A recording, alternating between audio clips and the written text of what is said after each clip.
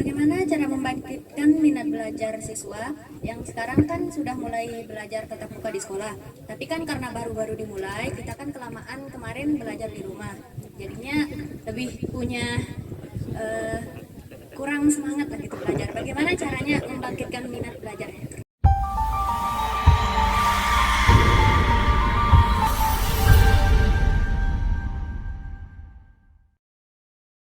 Perkenalkan, nama saya Ineng Parna, jurnalis cilik SMP Waktu Depan, dan saya akan mewawancari Bapak bersama rekan saya Putri. Perkenalkan, nama saya Yunia Putri Salsabila dari SMP Negeri 4 Gerong. Saya di sini bersama Parna, ingin mewawancari Bapak juga. Monggo. Apa kebijakan pemerintah daerah pada saat pembelajaran di masa pandemi ini?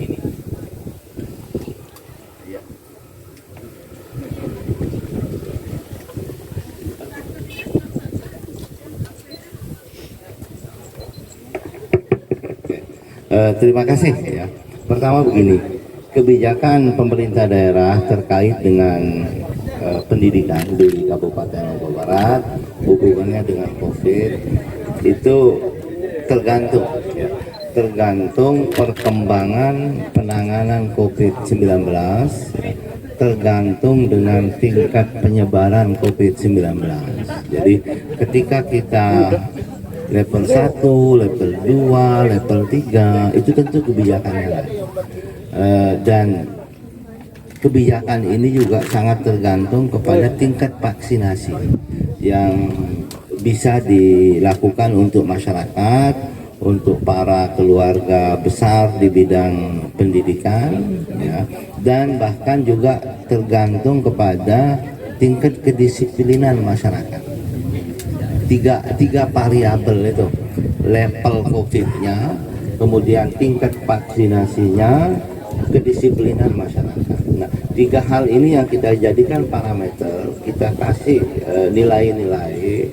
Nah, berdasarkan ini kemudian kita ambil kebijakan, apakah tatap muka terbatas, apakah tatap muka full, atau apakah pakai daring. Ya, alhamdulillah sekarang kebijakan kita tatap muka. Kenapa?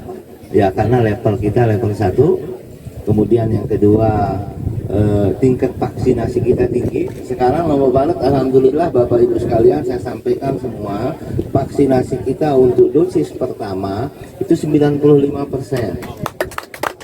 Alhamdulillah. Ini juga tentunya berkat bantuan para guru, kesadaran para wali murid, dan semangat dari para siswa-siswi kita. Dosis kedua kita sudah 74%. Dosis kedua, alhamdulillah.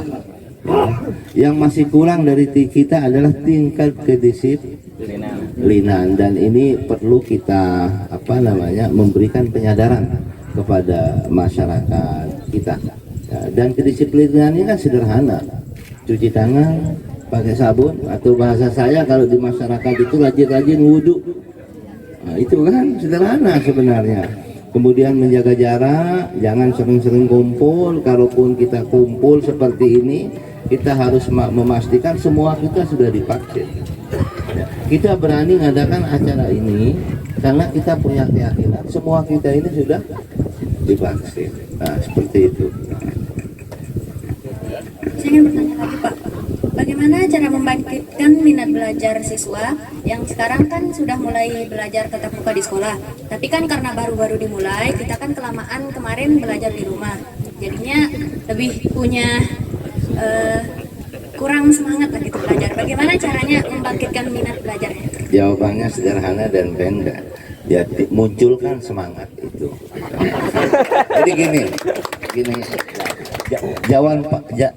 jawabannya panjangnya seperti ini. Semua hal yang kita lakukan itu butuh pembudayaan. Kalau sesuatu sudah menjadi budaya kita, apalagi kemudian dari budaya itu sudah meningkat menjadi hobi, tantangan apapun pasti akan kita taklukkan. Nah, misal sederhana, membaca. Kalau kita sudah hobi membaca, pasti pusing kita kalau tidak membaca. Coba tes saja ya, Kalau kita tidak pernah membaca, tidak membiasakan diri membaca, kemudian kita baca satu lembar saja pasti kita pusing. Tapi kalau kita membaca itu sudah jadi budaya, apalagi sudah meningkat menjadi hobi. Ya, apalagi sudah meningkat menjadi hobi, justru kalau kita tidak membaca kita menjadi pusing. Nah, jadi jadikan hal-hal yang baik itu termasuk belajar sebagai hobi.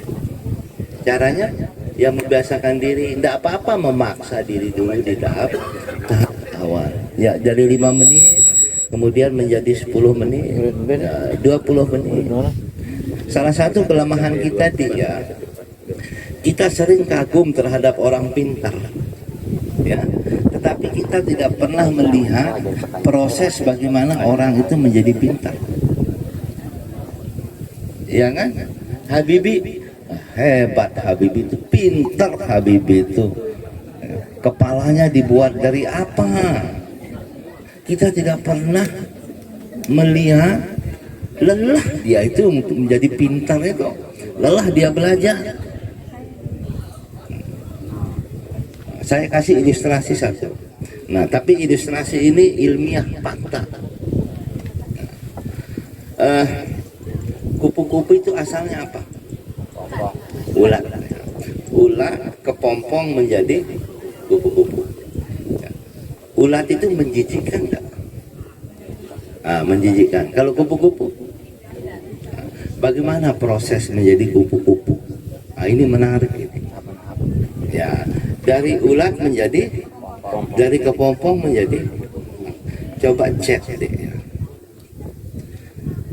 Waktu dia menjadi kepompong, untuk menjadi kupu-kupu, kalau kita bantu dia kepompong menjadi kupu-kupu, misalnya dengan membantu membuka kepompongnya itu untuk keluar menjadi kupu-kupu, pasti dia tidak akan bisa terbang sampai dia mati kupu-kupu itu. Dia kalau mau bisa terbang, dia harus berusaha sendiri keluar dari kepompong itu. Kalau kita bantu dia tidak akan bisa terbang sampai dia mati. Coba tes kalau tidak percaya. Kenapa? Karena waktu dia berjuang dari kepompong menjadi kupu-kupu itu, dia harus pergunakan tenaganya sekuat mungkin. Nah, dengan dia menggunakan tenaganya sekuat mungkin itu, mohon maaf, keluar keringat dari ketiaknya. Keringat dari ketiaknya yang keluar itulah yang menyebabkan dia bisa terbang. Kalau dibantu tidak akan keluar keringat itu sampai dia mati. Nah, ini Tuhan memberikan pelajaran kepada kita, ya, dengan ciptaannya. Apapun yang ingin kita raih, kalau kita berusaha pasti berhasil. Jadi binatang itu diciptakan oleh Tuhan bukan tidak bermanfaat. Jadi kita bisa banyak mengambil pelajaran dari, sama dengan adik-adik. Saya jadi bupati, jangan bilang untung menjadi bupati, lelah.